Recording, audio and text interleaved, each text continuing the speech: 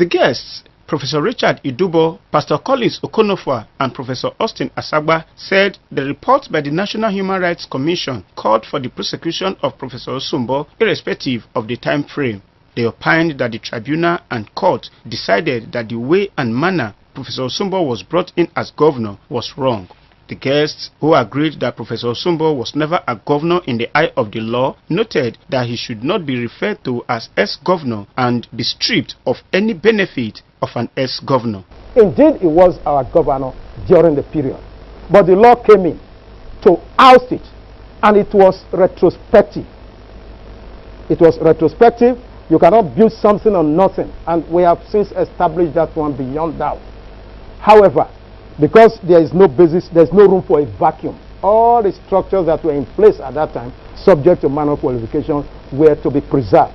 Yet the incumbent, that is Professor Osunbor, who was the governor during the period, couldn't thereafter be regarded in the eye of the law as having been a governor yet. Is he enjoying the benefits of an ex-governor? If he's enjoying the benefits of an ex-governor, then it seems the appeal court judgment has not been properly implemented.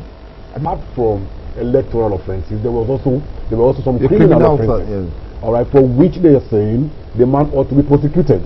All right, and as Prof has said, these criminal offences are not statute barred. If it's 14 years later it is discovered, yes, it should be brought to justice.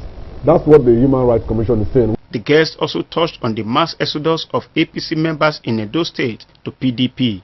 It is clear that the people who are moving, this is subject to minor qualification, because I see some of them that have their heads on their necks. They believe that they are being caged, they are not free. But the vast majority, it is just this cake and ale that they are pursuing. The truth of the matter is that somebody that defects is not a reliable person.